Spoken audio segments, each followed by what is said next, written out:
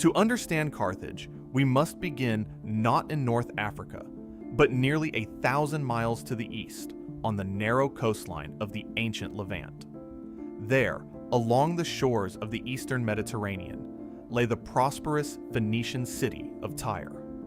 Unlike the great territorial empires of Egypt, Assyria, or Babylon, the Phoenicians were masters of the sea. Their homeland was squeezed between the Mediterranean Sea and the rugged mountains of modern Lebanon, leaving little room for agricultural expansion. Instead, they turned outward. They became extraordinary sailors, shipbuilders, navigators, and merchants. Phoenician vessels carried cedar timber, glass, fine textiles dyed with the famous Tyrian purple, metalwork, and luxury goods throughout the Mediterranean. Over centuries, they established a network of trading stations and colonies that stretched from Cyprus to Sicily, Sardinia, North Africa, and even the Atlantic coast of Iberia. Among these settlements was one that would eventually eclipse them all. According to ancient tradition, Carthage was founded in 814 BC by settlers from Tyre, led by the legendary Queen Elissa, better known in Roman literature as Dido. Although elements of her story blend history with myth, archaeological evidence confirms that a Phoenician settlement emerged on the Gulf of Tunis during the late 9th century BC. Its location was nearly perfect. Situated near the narrow center of the Mediterranean, Carthage occupied a natural crossroads linking Europe, Africa, and the western sea routes. Ships traveling between the eastern and western Mediterranean found it an ideal stopping point, while fertile farmland surrounded the growing settlement, providing food and supporting a rapidly expanding population. At first, Carthage remained one colony among many, maintaining close commercial and cultural ties with its Phoenician homeland. But history soon intervened. Beginning in the 8th century BC, powerful empires from Mesopotamia, including the Assyrians, followed by the Babylonians, and later the Persians, extended their control over the Phoenician cities of the Levant. Tyre survived, but its political independence steadily diminished. As the influence of the mother cities weakened, their western colonies gained greater freedom to govern themselves. None benefited more than Carthage. Freed from direct oversight, yet inheriting centuries of Phoenician maritime knowledge, Carthage gradually transformed from a distant colonial outpost into the leading power of the Western Phoenician world. Its merchants expanded trade routes, its population grew, and its influence spread across the seas. Within just a few centuries, the colony founded by Phoenician sailors had become something entirely new, a wealthy republic whose ambitions would eventually rival those of Rome itself.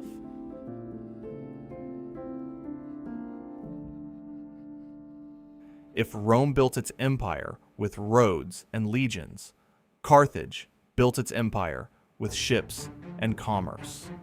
While many of the great powers of the ancient world measured their strength by the amount of land they controlled, the Carthaginians understood that true wealth flowed across the sea. Every harbor represented an opportunity. Every trade route was a source of prosperity. Every successful voyage strengthened their influence throughout the Mediterranean. Rather than conquering vast inland territories, Carthage focused on controlling the coastlines, islands, and strategic ports that connected the ancient world's busiest maritime highways.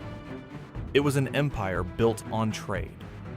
By the 6th century BC, Carthaginian merchants had established an extensive commercial network stretching across the western Mediterranean. Their ships sailed regularly to Sicily, Sardinia, Corsica, the Balearic Islands, southern Iberia, and the Atlantic coast of North Africa. Some ancient accounts even suggest that Carthaginian expeditions ventured beyond the Strait of Gibraltar, exploring the western coast of Africa and perhaps reaching as far as the Gulf of Guinea. Every voyage brought valuable goods back to Carthage. From Iberia came vast quantities of silver, copper, iron, and lead. These rich mineral deposits, especially around modern-day southern Spain, became one of the city's greatest sources of wealth. Carthaginian administrators carefully managed these mining regions, transforming raw metals into enormous profits that financed fleets, armies, and public works. From North Africa came grain, olives, figs, livestock, and one of the Mediterranean's most valuable exports, olive oil. The fertile plains surrounding Carthage were among the richest agricultural lands in the ancient world, capable of producing remarkable harvests year after year.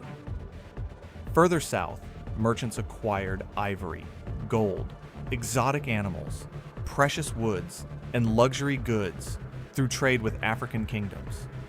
These products were then transported across the Mediterranean, where they commanded exceptionally high prices. Meanwhile, luxury textiles, glassware, finely crafted jewelry, pottery, and the famous purple dye inherited from their Phoenician ancestors continued to make Carthaginian merchants welcome in ports throughout the ancient world. The city became the commercial crossroads of three continents. Goods arriving from Africa, Europe, and the Near East passed through Carthage's warehouses before being shipped onward to distant markets. Merchants speaking Punic, Greek, Egyptian, Iberian, Libyan, and countless other languages negotiated prices in crowded marketplaces from dawn until dusk. At the center of this enormous trading network stood one of antiquity's greatest engineering achievements, the harbor of Carthage. Unlike the simple ports found in most ancient cities, Carthage possessed a sophisticated double harbor, known today as the Kothon. The outer harbor served commercial shipping. Merchant vessels from across the Mediterranean unloaded their cargo onto busy docks lined with warehouses, workshops, and markets. Cranes lifted heavy goods from the ships, while laborers transported merchandise into vast storage facilities, awaiting redistribution across the empire. Beyond this commercial harbor lay something even more impressive: a circular military harbor, carefully protected behind narrow entrances that could be defended against enemy fleets. Around its circumference stood dozens of covered ship sheds where warships could be repaired, maintained, and launched at a moment's notice. At the center of the harbor rose an island headquarters from which naval commanders could oversee every vessel under their command.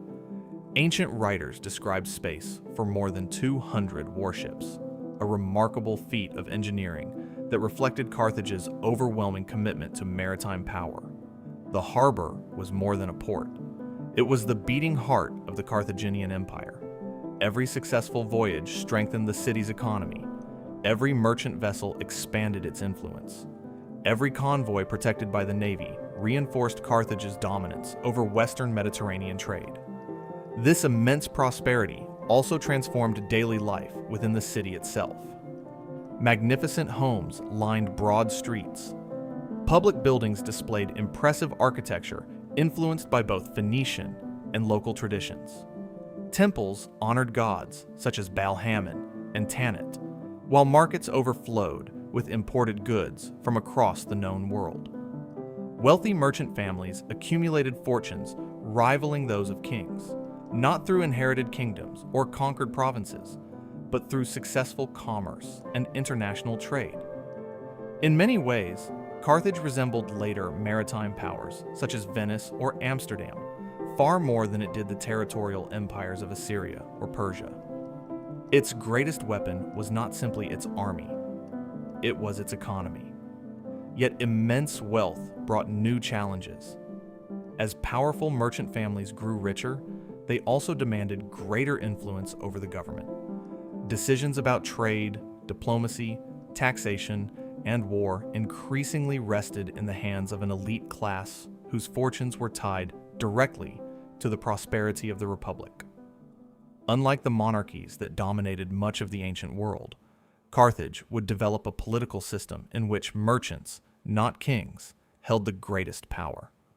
That system would shape every major decision the Republic made, from commercial policy to military campaigns, and ultimately determine how Carthage confronted its greatest rival, Rome.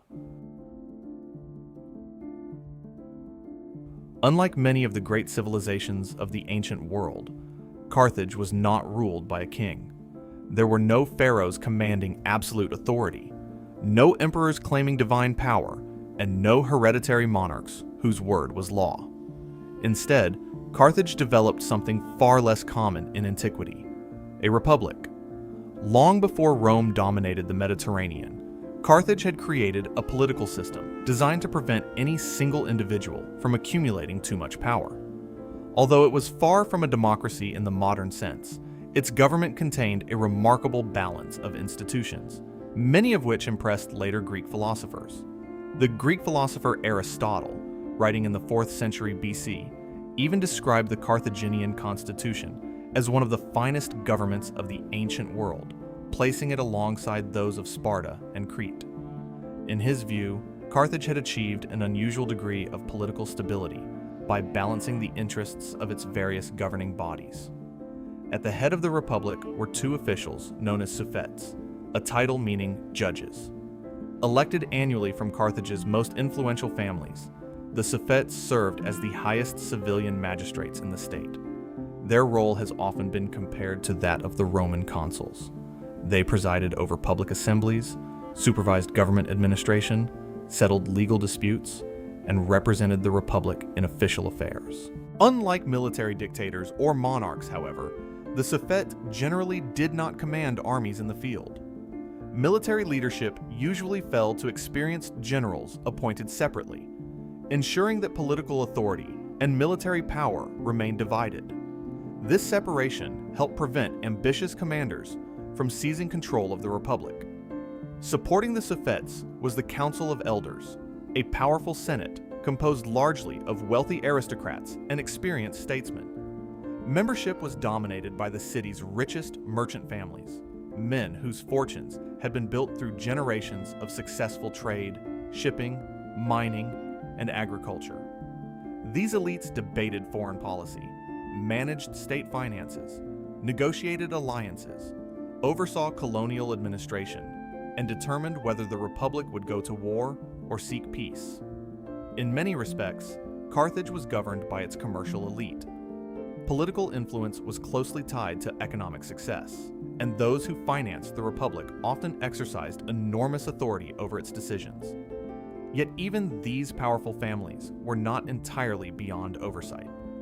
One of the most distinctive institutions in Carthaginian government was a body known as the Tribunal of 104. This council acted as a powerful supervisory court, monitoring military commanders and senior officials after their terms of service. Generals returning from campaign could be questioned about their decisions, investigated for corruption, or even punished if they were believed to have endangered the republic. The system reflected a central principle of Carthaginian politics. No individual, not even the republic's greatest general, was supposed to stand above the law. This often frustrated ambitious commanders, but it also reduced the likelihood of military coups that had plagued other ancient states. Alongside these governing bodies existed a popular assembly, where ordinary male citizens could vote on certain public matters and occasionally resolve disputes when the governing councils failed to reach agreement. Although political power remained concentrated among wealthy elites, this assembly provided an additional check within the republican system and gave citizens a limited voice in government. The result was a remarkably sophisticated political structure that balanced aristocratic leadership with institutional oversight. But Carthage was far more than its government. It was one of the most cosmopolitan cities in the ancient Mediterranean. Its population included descendants of the original Phoenician settlers, alongside Libyans, Numidians, Iberians, Greeks, Sicilians, Sardinians, and merchants from countless other cultures. Walking through the streets of Carthage, a visitor would have heard many different languages spoken in its crowded markets.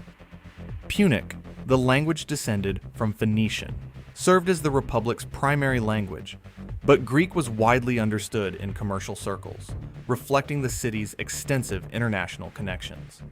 Religion occupied a central place in daily life. The Carthaginians worshipped a pantheon inherited from their Phoenician ancestors, with Baal-Hamon regarded as one of the chief gods and Tanit, often associated with fertility, protection, and the welfare of the city, becoming one of Carthage's most revered deities. Their temples dominated the skyline, while public festivals, sacrifices, and religious ceremonies marked the rhythm of civic life. Few aspects of Carthaginian history, however, have generated more controversy than the question of child sacrifice. Ancient Greek and Roman writers accused the Carthaginians of sacrificing infants to Baal Hammon during times of crisis. For centuries, these accounts shaped the civilization's reputation. Modern archaeology has complicated that picture. Excavations at sites known as topets have uncovered urns containing the cremated remains of infants and young animals, along with inscriptions dedicated to Carthaginian deities. Some scholars argue that these discoveries support the ancient accounts of ritual sacrifice, while others contend that the topets functioned primarily as cemeteries for children who died naturally, with animal offerings made in their honor. The evidence remains actively debated. Because nearly all surviving written descriptions were produced by Carthage's enemies, particularly the Romans, historians continue to approach these claims with caution, weighing literary accounts against archaeological findings. Beyond politics and religion, daily life in Carthage reflected the city's extraordinary prosperity. Many homes featured multiple stories arranged around open courtyards, with sophisticated drainage systems and access to fresh water. Skilled craftsmen produced jewelry, pottery, glassware, and finely woven textiles that were exported throughout the Mediterranean. Markets overflowed with goods from distant lands, while wealthy merchant families financed lavish homes, public buildings, and religious monuments. Education emphasized literacy, commerce, navigation, and practical administration. Success in Carthaginian society often depended not only on noble birth, but also on one's ability to build profitable commercial enterprises and maintain valuable trading relationships. It was a civilization that rewarded enterprise as much as military success. Yet, despite its wealth and stable institutions, Carthage faced an increasingly dangerous challenge. Its expanding commercial network brought it into conflict with another ambitious republic rising across the sea. Unlike Carthage, this rival did not seek dominance through trade. It sought dominance through conquest. The collision between these two very different powers would become one of the defining struggles of the ancient world. But before Rome emerged as Carthage's greatest enemy, the Republic first had to build an empire that stretched across much of the Western Mediterranean, an empire defended by the most powerful navy of its age. As Carthage grew wealthier, its influence spread far beyond the shores of North Africa. Unlike the Assyrians, Persians, or later Romans, the Carthaginians did not seek to conquer every kingdom they encountered. Their ambitions were guided by commerce rather than territorial expansion. What mattered most was not controlling vast stretches of inland territory, but securing the ports, islands, and sea routes through which trade flowed. To protect those routes, Carthage built the most powerful navy in the Western Mediterranean. For centuries, no rival could match its experience at sea. This dominance was no accident. The Carthaginians inherited centuries of maritime knowledge from their Phoenician ancestors, who had been among the finest sailors in the ancient world. They improved upon that legacy, investing enormous resources into shipbuilding, navigation, and naval logistics. Their shipyards operated year-round, producing both merchant vessels and heavily armed warships. The backbone of the fleet was the quinquereme, a large galley powered by hundreds of rowers arranged across multiple levels of oars. Although the exact arrangement of the rowers is still debated by historians, these ships were larger, sturdier, and more formidable than the earlier triremes that had once dominated Mediterranean warfare. Each quinquereme carried marines, archers, and a bronze ram fixed to its bow. In battle, Carthaginian captains relied on speed, maneuverability, and discipline. Their objective was often to smash directly into an enemy vessel, piercing its hull below the waterline before quickly pulling away to strike again. Years of training allowed Carthaginian crews to perform these complex maneuvers with remarkable precision. Many of the Republic's sailors were professionals who spent much of their lives at sea. Unlike Rome, which would later have to build a navy almost from scratch, Carthage possessed generations of experienced captains, navigators, and shipbuilders whose expertise gave the Republic an enormous advantage. Control of the sea allowed Carthage to construct an empire unlike any other. Its influence extended across the Western Mediterranean through a network of colonies, allied cities, and strategic ports. To the north lay the islands of Sardinia and Corsica, valuable stepping stones between Italy, Iberia, and North Africa. These islands provided timber for shipbuilding, fertile farmland, and secure naval bases from which fleets could patrol surrounding waters. To the west, Carthage expanded into the Balearic Islands, whose inhabitants became renowned as some of the finest slingers in the ancient world.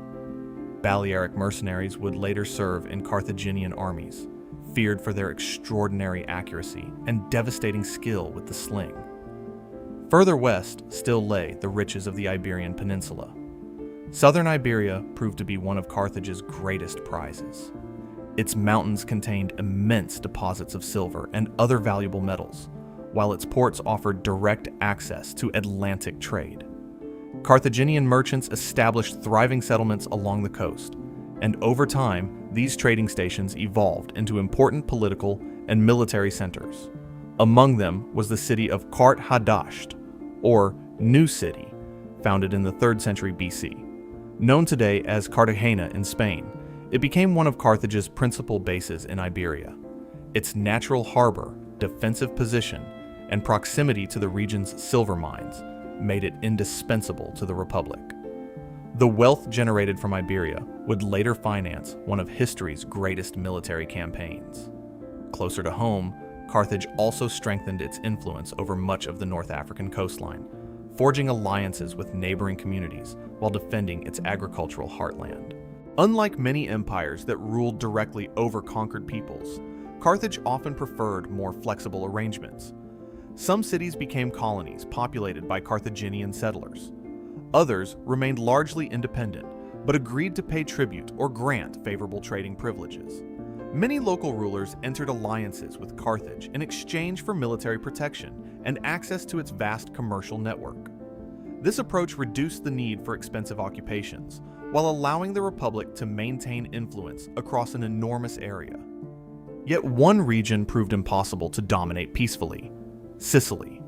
Situated between North Africa and the Italian peninsula, Sicily occupied one of the most strategic positions in the Mediterranean. Whoever controlled the island could influence trade between the eastern and western seas. It was also extraordinarily fertile.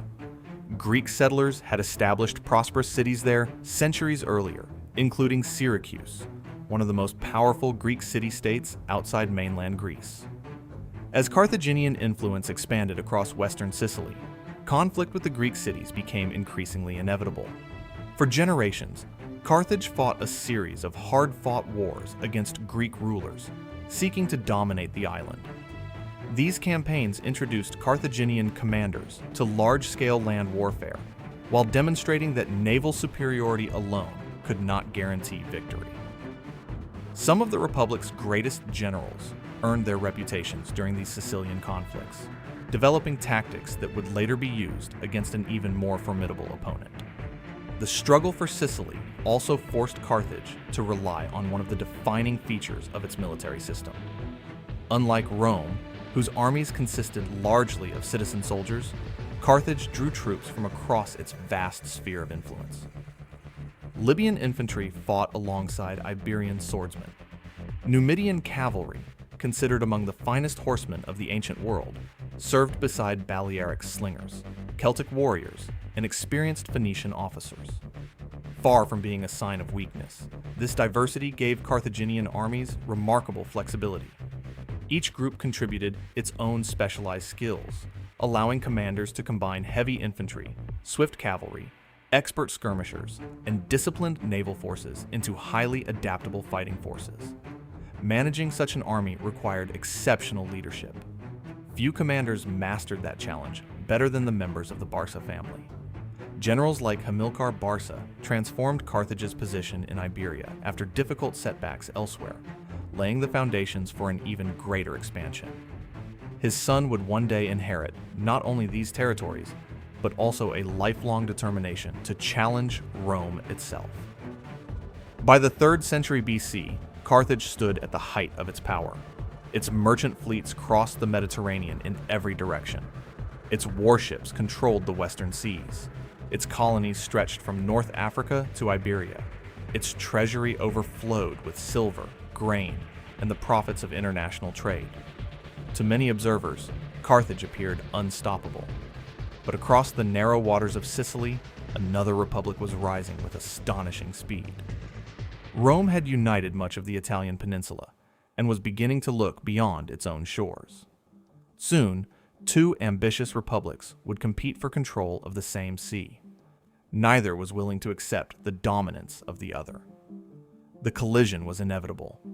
It would begin over a single island, and it would become one of the longest and most consequential rivalries in the history of the ancient world.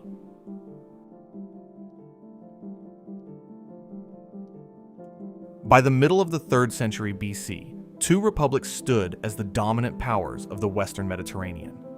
To the south was Carthage, a wealthy maritime empire whose influence stretched across North Africa, the islands of the Western Mediterranean, and the rich mining regions of Iberia. Its prosperity rested on commerce, and its fleets had ruled the seas for generations. To the north was Rome, a rising republic that had spent centuries expanding across the Italian peninsula. Through relentless warfare, strategic alliances, and disciplined legions, Rome had subdued its neighbors one by one. With Italy largely under its control, Roman leaders began to look beyond the mainland. The ambitions of these 2 powers were bound to collide. The immediate cause of that collision was Sicily. The island occupied one of the most strategic positions in the Mediterranean. Lying between Italy and North Africa, Sicily controlled the sea routes linking the eastern and western halves of the Mediterranean world. Its fertile soil also made it one of the richest agricultural regions of antiquity. For decades, both Carthage and the Greek cities of Sicily had competed for influence there.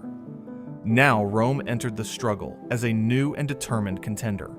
The crisis began in 264 BC, when a group of Italian mercenaries known as the Mamertines seized the Sicilian city of Messana. Threatened by neighboring Syracuse, they appealed first to Carthage for protection, and then, fearing Carthaginian dominance, turned to Rome for help as well. Both republics answered. Neither was willing to allow the other to gain control of such a strategically vital location. What began as a local dispute quickly escalated into a war that neither side had originally sought, but neither could afford to lose. The First Punic War had begun. At first glance, the conflict seemed heavily weighted in Carthage's favor. Rome possessed one of the finest armies in the Mediterranean, but it had almost no experience fighting at sea. Carthage, by contrast, commanded the greatest navy of the age. Its fleets had protected trade routes for centuries, and its sailors were among the most skilled mariners in the ancient world. If the war remained a naval conflict, victory appeared almost certain for Carthage. Rome understood this immediately. Rather than avoiding the sea, the Romans made one of the boldest decisions in their history. According to ancient tradition, they recovered a stranded Carthaginian quinquereme and used it as the model for an entirely new fleet. In an astonishing display of organization and determination, Rome built hundreds of warships within a remarkably short period. Yet constructing ships was only half the challenge. Experienced sailors could not be created overnight. Roman crews lacked the generations of maritime knowledge possessed by their Carthaginian rivals. They struggled with navigation, maneuvering, and the complex tactics that defined naval warfare. Instead of trying to outsail Carthage, the Romans changed the rules of the game. They introduced a boarding device known as the corvus, or crow. This heavy wooden bridge, fitted with a large iron spike, could be dropped onto an enemy vessel during battle. Once the spike embedded itself into the opposing deck, Roman legionaries stormed across the bridge, transforming a naval engagement into something they understood far better: a land battle fought aboard ships. It was an ingenious solution to Rome's greatest weakness. At the Battle of Mylae in 260 BC, the new tactic proved its worth. Roman forces, led by the consul Gaius Duilius, defeated a larger Carthaginian fleet, capturing numerous enemy ships. For the first time in centuries, Carthage had suffered a major naval defeat. The victory shocked the Mediterranean. The republic that had once seemed helpless at sea had demonstrated that Carthaginian naval superiority could be challenged. The war soon expanded into a brutal contest that lasted more than 2 decades. Battles were fought across Sicily, Sardinia, Corsica, and the waters separating Italy from North Africa. Fleets numbering hundreds of ships clashed in some of the largest naval engagements the ancient world had ever witnessed. Storms claimed thousands of lives, sometimes destroying entire fleets in a single night. On several occasions, Rome lost enormous numbers of ships to violent weather, only to begin rebuilding almost immediately. The determination shown by both republics was extraordinary. Neither side could secure a decisive victory.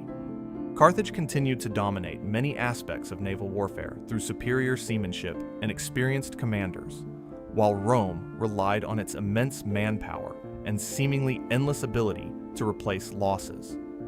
Time and again, Roman citizens accepted higher taxes, built new fleets, and sent fresh armies into Sicily. The war became a contest of endurance as much as military skill. As the years dragged on, the conflict placed enormous strain on Carthage's finances. Maintaining fleets, hiring mercenary forces, and defending overseas territories required immense resources. Although the Republic remained wealthy, the costs of a prolonged war began to accumulate. Rome suffered heavily as well, but its political system allowed it to mobilize the manpower of the entire Italian peninsula. Even after catastrophic losses, the Republic could raise new armies with remarkable speed. By 241 BC, after 23 exhausting years of war, both sides were nearing the limits of their endurance. The decisive moment came at the Battle of the Aegates Islands off the western coast of Sicily. A newly constructed Roman fleet intercepted Carthaginian ships attempting to resupply their forces on the island. Burdened with heavy cargo and facing well-prepared Roman crews, the Carthaginian fleet was decisively defeated. With its supply lines cut and its navy unable to regain control of the sea, Carthage had little choice but to negotiate. The First Punic War ended with a Roman victory. Under the peace treaty, Carthage surrendered Sicily, paid a massive financial indemnity, and acknowledged Rome's growing influence in the western Mediterranean. Soon afterward, taking advantage of Carthage's internal difficulties, Rome also seized Sardinia and Corsica, further weakening its rival's position. For the first time in its history, Carthage had suffered a major strategic defeat. The loss was more than territorial. It was psychological. For generations, Carthage had regarded itself as the unquestioned master of the Western Mediterranean.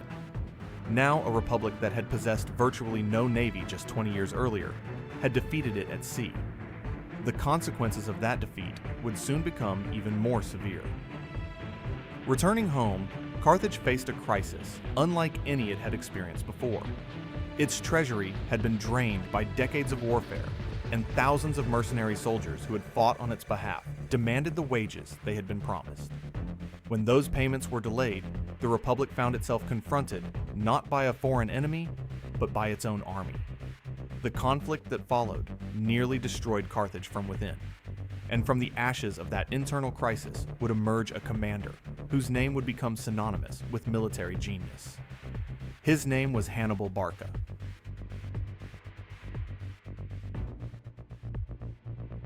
Defeat in the First Punic War left Carthage weakened, but it did not destroy the Republic.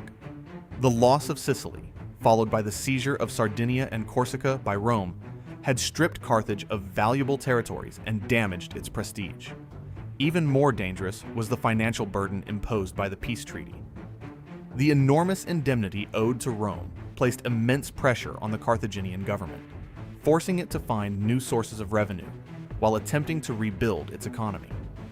Before the Republic could recover, however, disaster struck from within. The soldiers who had fought for Carthage during the First Punic War returned expecting to receive the wages they had been promised. Many of these men were mercenaries recruited from across North Africa, Iberia, Gaul, and other parts of the Mediterranean. They had endured years of brutal fighting, and now they demanded payment for their service.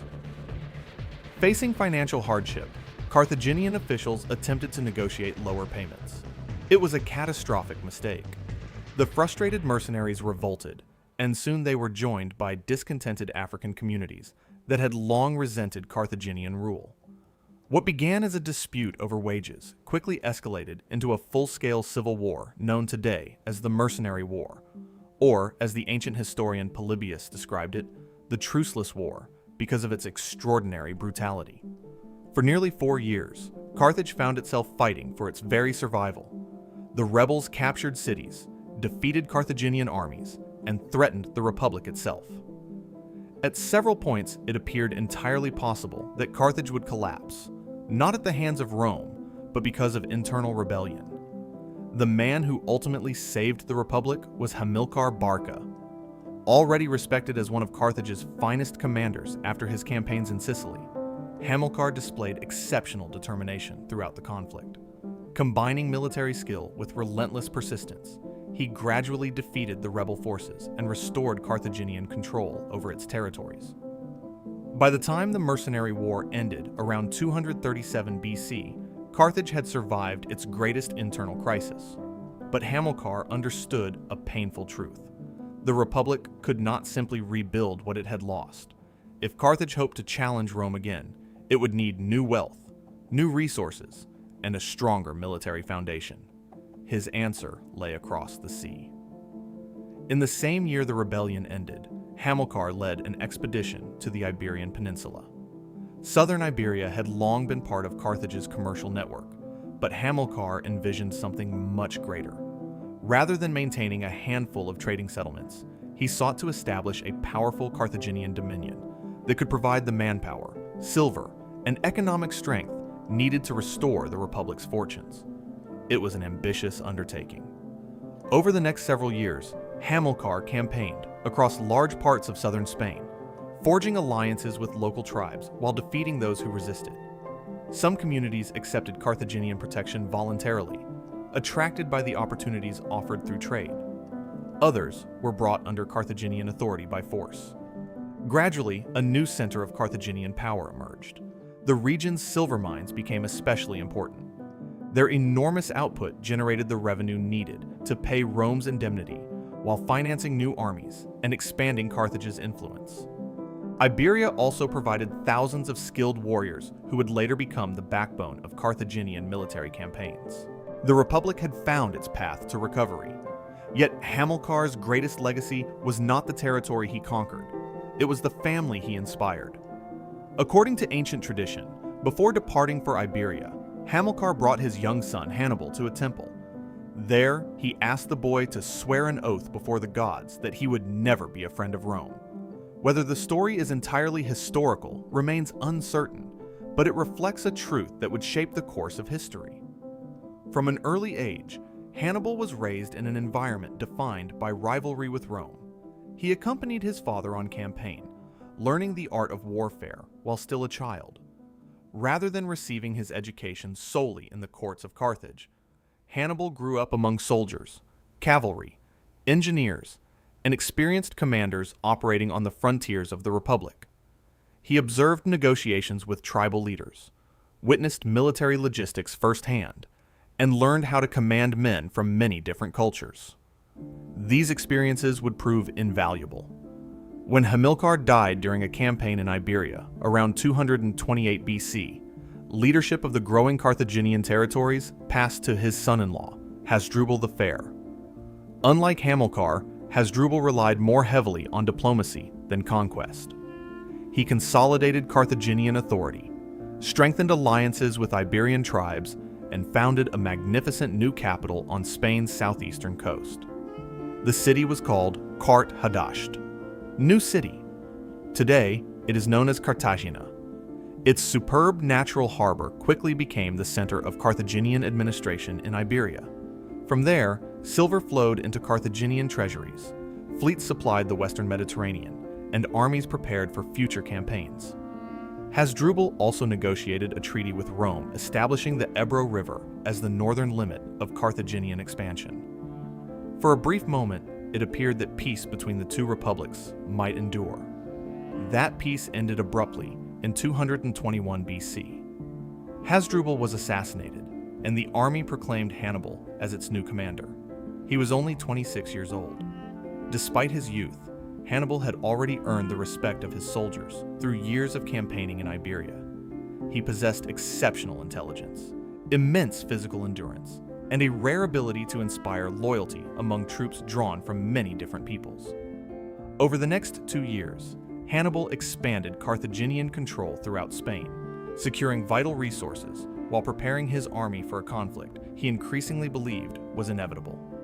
The immediate spark came in 219 BC. The city of Saguntum, located south of the Ebro River but allied with Rome, became the center of a diplomatic crisis. Hannibal accused the city of violating agreements with Carthage and laid siege to it.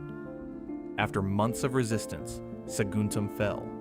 Rome demanded that Carthage surrender Hannibal for punishment. The Carthaginian government refused. Diplomacy had failed. For the second time in less than a century, the two greatest powers of the Western Mediterranean were preparing for war. But this conflict would be unlike anything the ancient world had ever seen. Instead of waiting for Rome to invade Africa or Spain, Hannibal conceived a plan so daring that even his own allies struggled to believe it. He would not fight the Romans where they expected. He would carry the war directly into Italy itself. To do so, he would have to lead tens of thousands of soldiers, thousands of horses, and a small herd of war elephants across some of the most dangerous mountains in Europe. The journey that followed would become one of the most legendary military campaigns in history.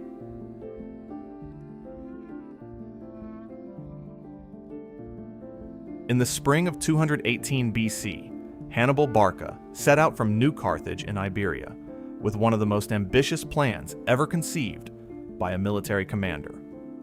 Rome expected the war to be fought in Spain, Sicily, or North Africa.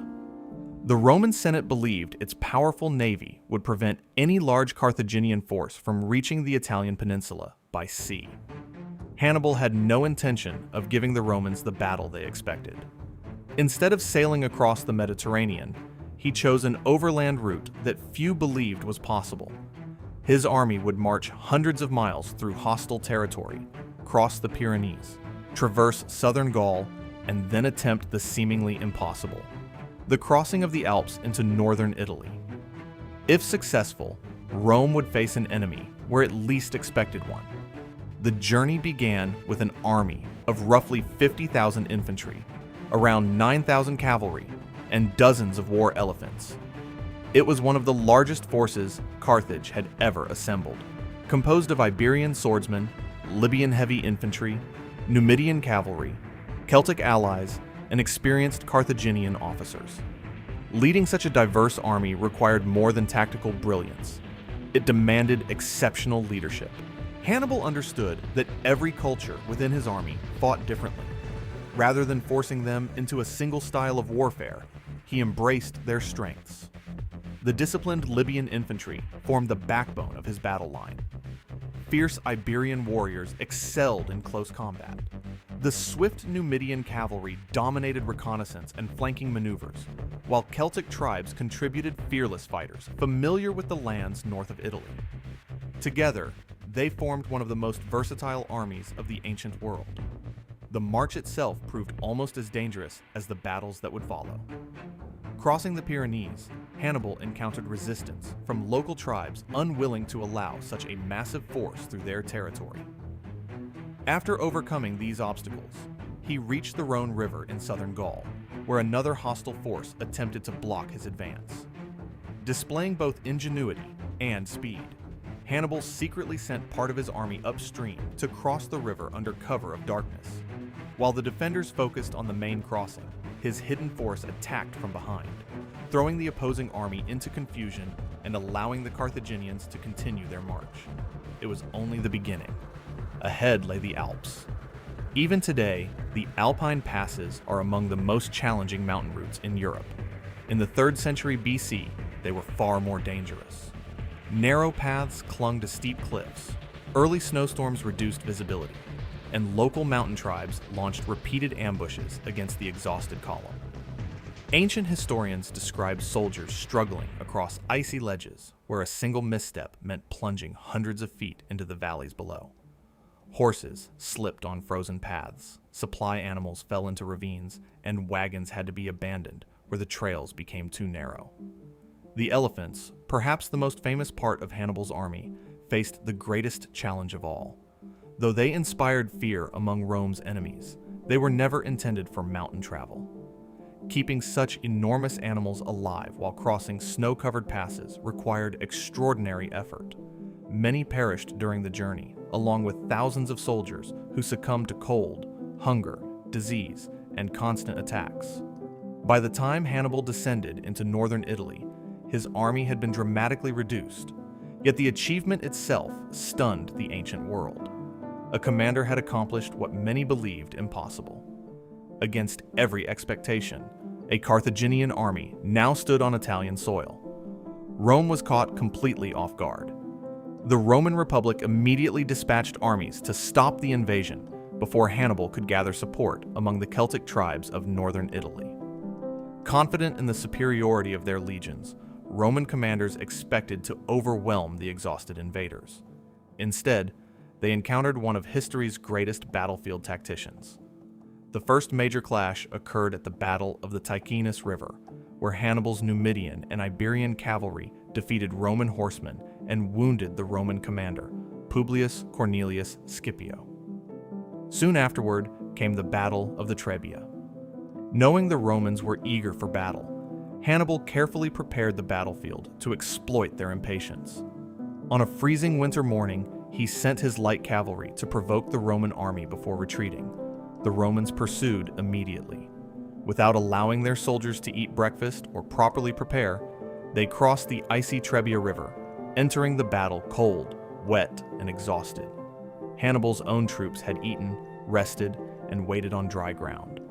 As the Roman legions struggled forward, Carthaginian infantry held them in place, while the superior Numidian cavalry swept around both flanks. Hidden nearby, Hannibal's younger brother, Mago, emerged from concealment with a force of several thousand men, striking the Roman rear at precisely the right moment. Surrounded on multiple sides, the Roman army collapsed. Thousands were killed, while many more fled in disorder. It was a devastating victory, but Hannibal was not finished. The following year, he lured another Roman army into one of the most successful ambushes in military history. Near Lake Trasimene, Hannibal positioned his forces among the wooded hills overlooking a narrow road that ran between the lake and the rising ground. Early one morning, thick mist covered the landscape as the Roman army marched into the confined corridor. The soldiers had no idea they were walking into a trap. When the signal was given, Carthaginian troops charged down from every direction. The Romans had almost no time to organize their formations. Many were cut down where they stood. Others were driven into the waters of the lake, where countless soldiers drowned while attempting to escape.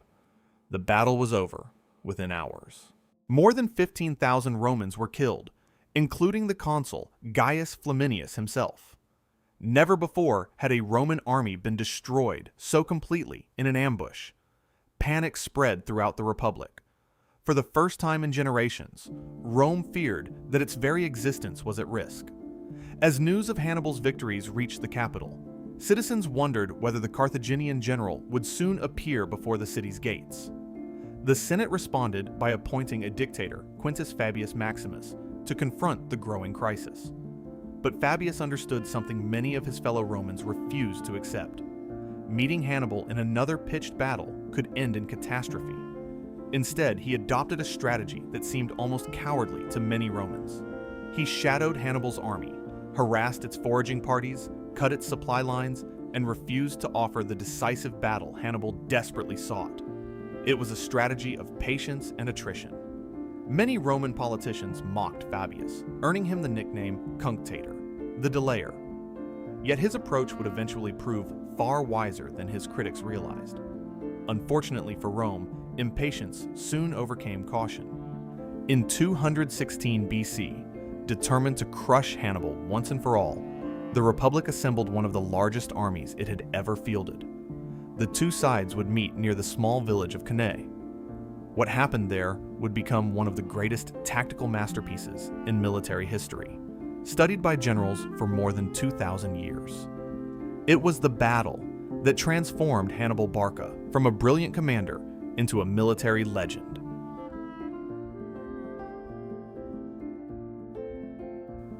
By the summer of 216 BC, Rome had reached a breaking point. In less than 3 years, Hannibal had crossed the Alps, defeated multiple Roman armies, and devastated large parts of the Italian countryside.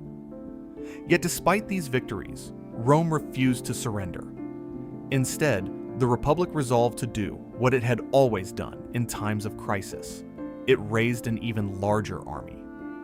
The Roman Senate believed that Hannibal's previous victories had been the result of superior tactics and favorable circumstances, not an inherent weakness in the Roman military. If they could simply overwhelm the Carthaginians with sheer numbers, they reasoned, the war could finally be brought to an end. The result was one of the largest armies Rome had ever assembled. Nearly 80,000 Roman and allied infantry, supported by several thousand cavalry, marched south into Apulia. Opposing them was Hannibal's army of roughly 50,000 men.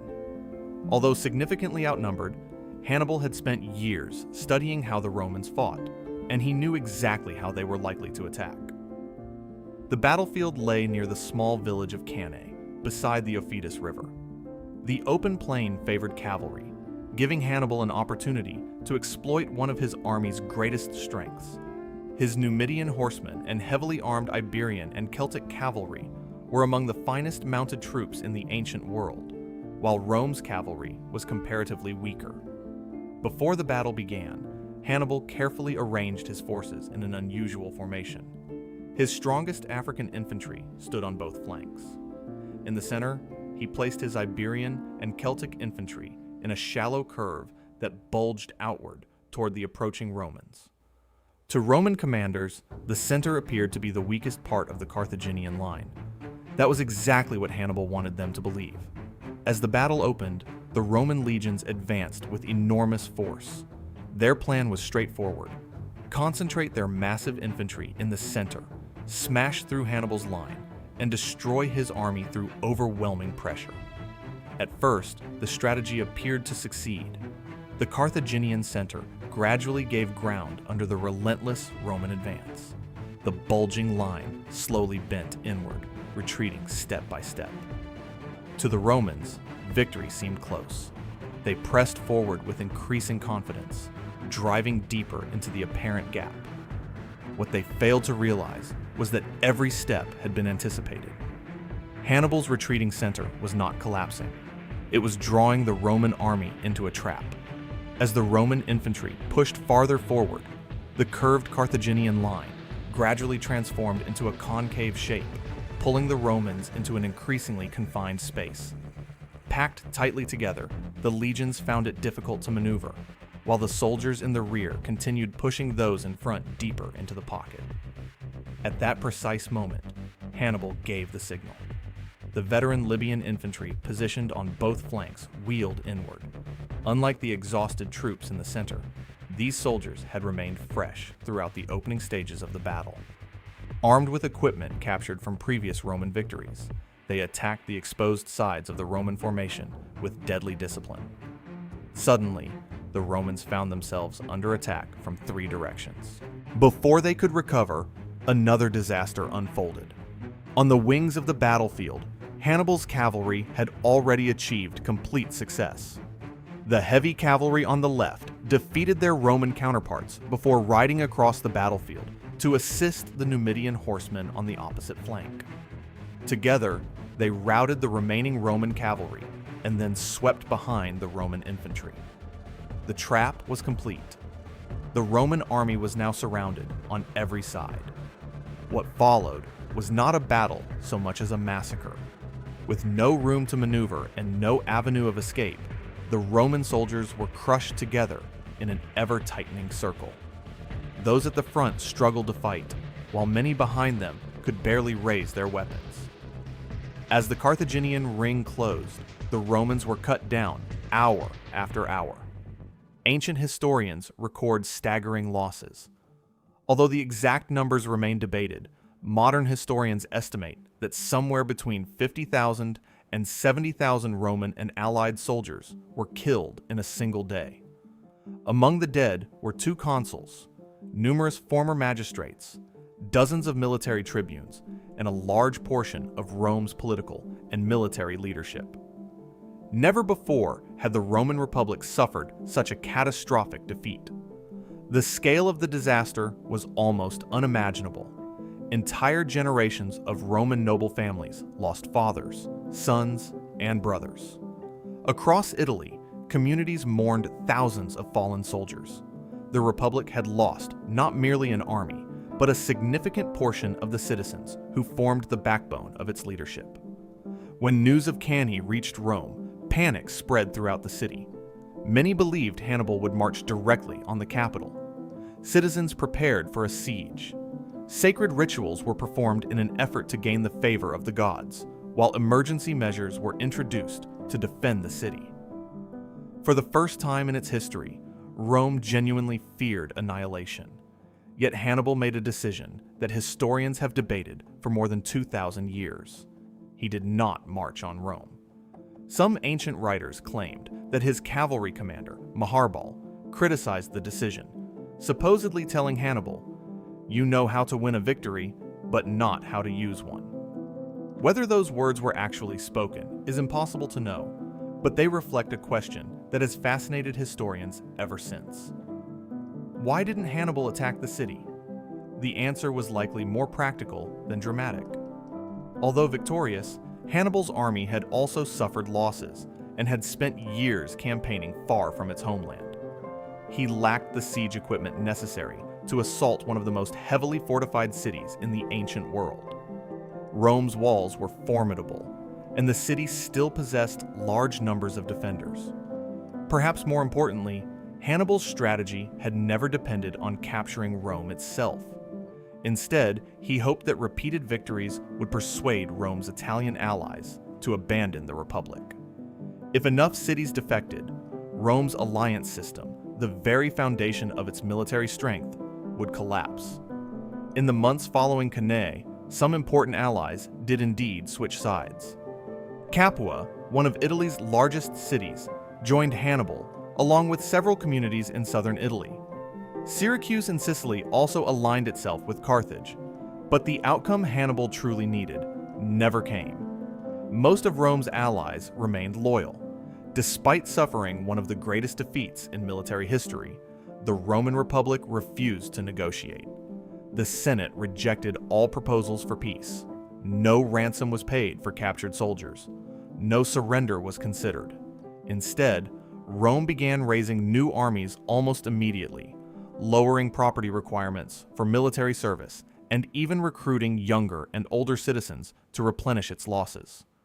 The Republic had been brought to the edge of destruction, but it had not broken. For Hannibal, Cannae represented the greatest tactical triumph of his career. For Rome, it became the beginning of a remarkable recovery. The Republic abandoned its attempts to defeat Hannibal in a single decisive battle. Instead, Roman commanders returned to the cautious strategy first advocated by Fabius Maximus, avoiding large engagements while gradually wearing down Hannibal's resources. At the same time, Rome looked beyond Italy.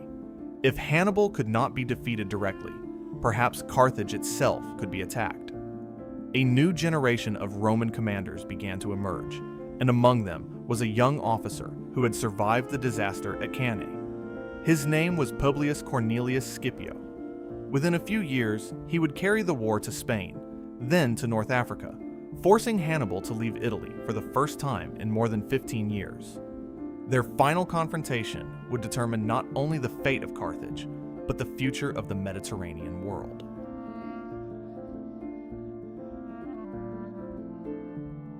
For more than a decade after Cannae, Hannibal remained in Italy.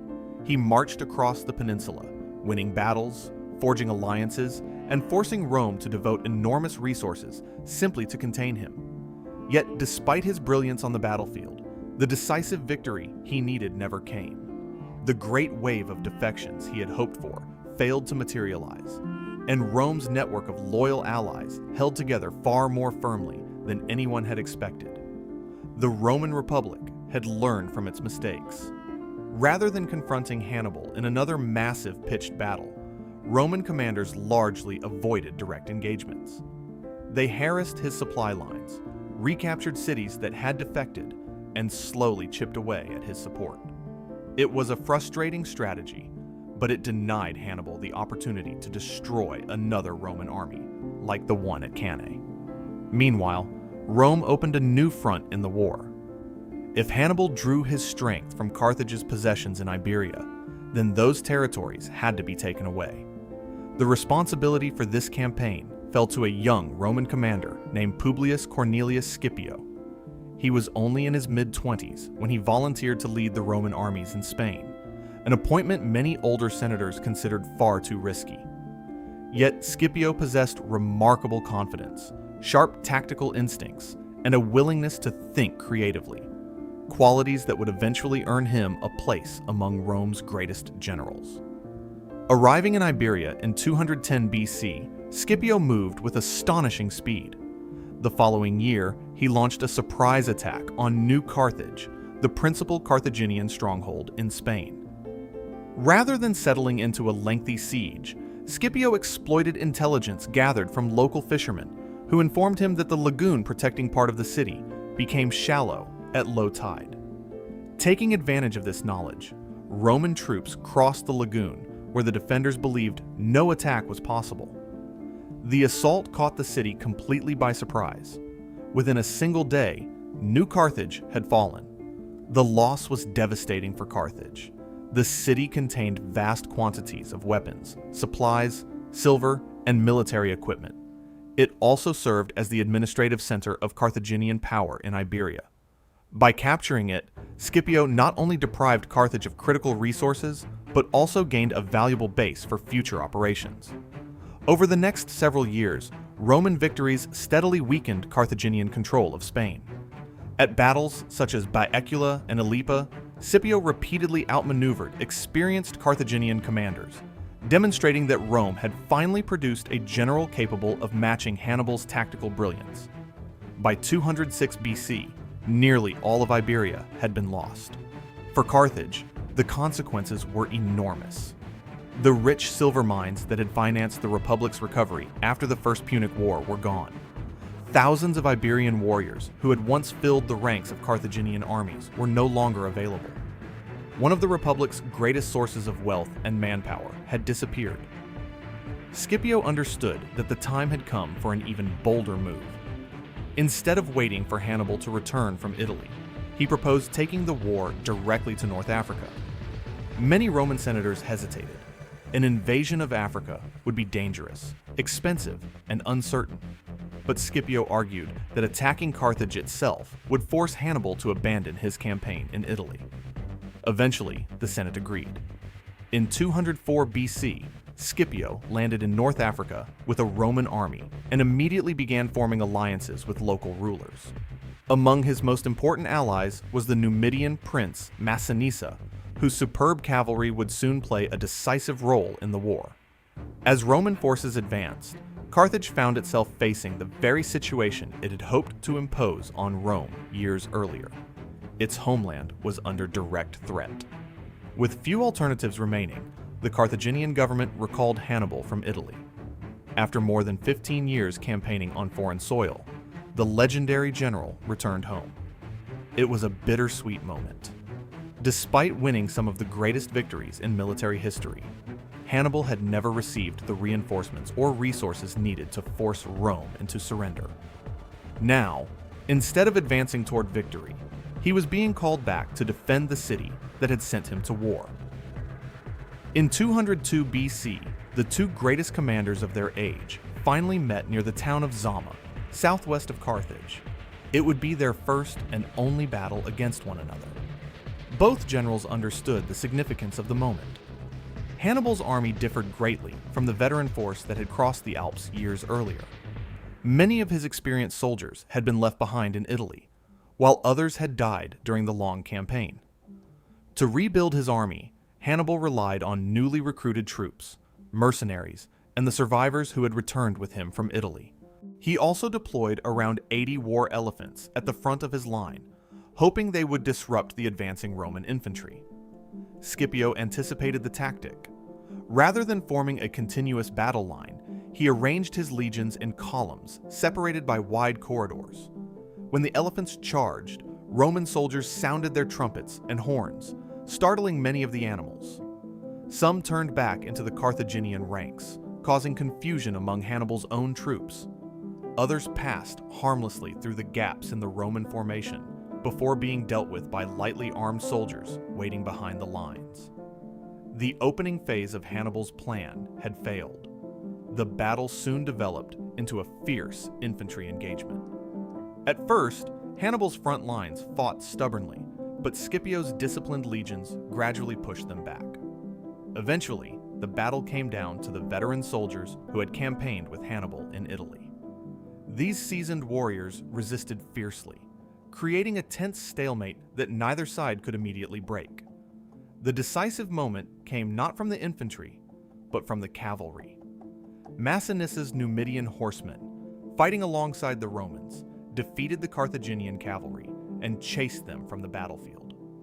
Much as Hannibal himself had done at Cannae years earlier, the victorious cavalry eventually returned to strike the enemy from behind. This time, it was the Carthaginians who found themselves trapped. Caught between the Roman infantry in front and the returning cavalry in the rear, Hannibal's army collapsed. The Battle of Zama was over. For the first time in his military career, Hannibal had suffered a decisive defeat. It was also the final major battle of the Second Punic War. The peace terms imposed on Carthage were severe. The Republic surrendered its remaining war elephants and almost its entire navy. It was forbidden from declaring war without Rome's permission, even in Africa itself. A massive financial indemnity was imposed, to be paid over the course of 50 years, and Carthage lost its overseas territories, leaving Rome as the dominant power in the Western Mediterranean. For Rome, the victory marked a turning point. Publius Cornelius Scipio was awarded the honorary title Africanus, forever linking his name to the continent where he had defeated Rome's greatest enemy. For Carthage, however, the consequences were profound. Although the city itself survived, its empire was gone. The republic that had once ruled the seas, controlled vast trading networks, and nearly destroyed Rome had been reduced to a regional power living under Roman supervision. Yet remarkably, Carthage did not disappear. Despite the crushing peace settlement, its merchants returned to work. Its farmers cultivated the fertile lands of North Africa, and its economy began to recover with surprising speed. Within a few decades, the city was once again prosperous. Ironically, that renewed prosperity would alarm Rome more than any Carthaginian army ever had. Many Roman senators began to fear that as long as Carthage existed, it might one day rise again. Among those senators was an elderly statesman named Cato the Elder, who ended nearly every speech in the Senate with the same chilling sentence: Carthago delenda est. Carthage must be destroyed.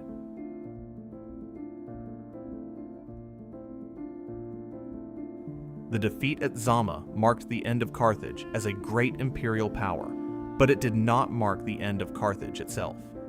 Stripped of its overseas territories, forbidden from waging war without Roman approval, and burdened by a massive financial indemnity, the Republic appeared to have little future. Yet, the Carthaginians responded in the only way they knew how. They returned to trade. Merchants once again filled the city's harbors. Farmers cultivated the fertile plains surrounding Carthage with remarkable efficiency, producing grain, olives, and fruit that were exported throughout the Mediterranean. craftsmen reopened their workshops, while commercial networks that had survived the Second Punic War gradually flourished once more. To the surprise of many Romans, Carthage recovered far more quickly than anyone had expected. Within only a few decades, the city had repaid the enormous indemnity imposed after Zama, years ahead of schedule. Its economy was thriving, its population was growing, and although it possessed little military power, it was once again one of the wealthiest cities in the Western Mediterranean. For many in Rome, this was deeply unsettling.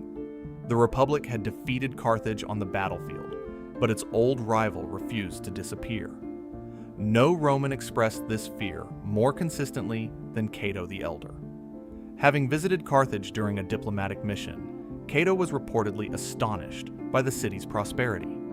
He returned to Rome convinced that Carthage would always remain a potential threat, regardless of the restrictions placed upon it. From that point forward, he ended nearly every speech in the Roman Senate with the same sentence: Carthage must be destroyed. Whether the debate concerned taxes, roads, or foreign policy made little difference. Cato always concluded with those words. Over time, they came to symbolize Rome's growing determination to eliminate its ancient rival once and for all. The opportunity came through events in North Africa. Neighboring Carthage was the kingdom of Numidia, ruled by Massinissa, the same Numidian king whose cavalry had helped Scipio win the Battle of Zama. Massinissa remained one of Rome's closest allies, and over the years he steadily expanded his kingdom at Carthage's expense. He repeatedly seized Carthaginian territory, knowing that the peace treaty prevented Carthage from responding without Roman permission. As the decades passed, Carthaginian frustration grew. Finally, around 151 BC, after years of territorial losses, Carthage decided it could endure no more. Without receiving Rome's approval, the Republic raised an army and fought against Massinissa's forces. The campaign ended in disaster. The Carthaginian army was defeated, but the greater consequence was political. By taking up arms without Roman consent, Carthage had technically violated the peace treaty signed after the Second Punic War. For many Roman senators, this provided the justification they had long been waiting for. In 149 BC, Rome declared war. The Third Punic War had begun. Unlike the previous two conflicts, this was not a struggle between equals. Carthage no longer possessed a powerful navy, an overseas empire, or commanders like Hannibal. Rome, meanwhile, had become the dominant military power of the Mediterranean. Even so, the Carthaginians refused to surrender without a fight. When a Roman army landed in North Africa, the invaders demanded that Carthage hand over its weapons. Hoping to avoid war, the Carthaginians complied. Thousands of suits of armor, shields, swords, spears, catapults, and other weapons were delivered to the Romans. Then came another demand. The inhabitants of Carthage were ordered to abandon their city completely and relocate at least 10 miles inland. Rome intended to destroy Carthage itself. This demand was unacceptable. For centuries, the city had been the heart of Carthaginian civilization. Its harbors, temples, homes, and markets represented generations of history and identity. Rather than abandon everything they had built, the people of Carthage chose resistance. The entire city transformed into a fortress. Workshops that had once produced commercial goods began manufacturing weapons day and night. According to ancient accounts, citizens donated every available piece of metal for the war effort. Women are said to have cut off their own hair so it could be twisted into ropes for catapults when traditional materials ran short. Whether every detail of these stories is literally true or not, they capture the extraordinary determination with which the city prepared for its final stand. The Roman siege would last nearly 3 years. Despite overwhelming Roman superiority, the defenders fought with remarkable resilience. Every street, wall, and harbor became a battlefield as Carthaginian soldiers and civilians resisted repeated assaults. Eventually, command of the Roman army passed to a young general named Scipio Aemilianus, the adopted grandson of Scipio Africanus. Like his famous predecessor, he proved to be an exceptionally capable commander. Scipio tightened the siege, cutting off Carthage's remaining supply lines by both land and sea. Gradually, starvation and exhaustion began to weaken the defenders. In 146 BC, the Romans finally broke through the city's defenses. What followed was one of the most devastating urban battles of the ancient world. Roman soldiers fought their way through Carthage street by street. Buildings became fortresses. Families defended their homes. The fighting continued for days as each district was captured in turn. Ancient historians describe desperate combat on rooftops, in narrow alleys, and within the city's towering apartment buildings. As the Romans advanced, entire sections of Carthage were set ablaze, filling the city with smoke and flames. The final resistance centered on the Byrsa Hill, the ancient citadel overlooking the city. There, the last defenders made their stand. When the fighting finally ended, Carthage had fallen. Much of the surviving population was killed or sold into slavery. The magnificent harbors that had once dominated Mediterranean commerce were left in ruins, and the city that had challenged Rome for more than a century ceased to exist as an independent state. One of the most famous stories associated with Carthage claims that the Romans sowed salt into the earth so that nothing would ever grow there again. It is a powerful image, but modern historians generally agree that this almost certainly never happened. The story does not appear in contemporary Roman accounts and seems to have emerged many centuries later as a symbolic expression of Rome's complete destruction of its enemy. The reality was already devastating enough. Carthage had been systematically destroyed. The Republic was abolished, its independence ended forever, and its territory was absorbed into the expanding Roman Republic as the new province of Africa. For Rome, the victory removed its last great rival in the Western Mediterranean. There would never again be another power capable of challenging Roman dominance on such a scale. Yet, history has a remarkable sense of irony. Less than a century after destroying Carthage, the Romans chose to rebuild the city. Under Julius Caesar, plans were made to establish a Roman colony on the site, and under Augustus, those plans were fully realized. The new Roman Carthage quickly grew into one of the largest and most prosperous cities in the empire, becoming the capital of Roman Africa and a center of trade, culture, and learning for centuries. The city had been destroyed, but its location and its importance were simply too valuable to abandon. Rome had erased the Carthaginian Republic. It could not erase the geography that had made Carthage great.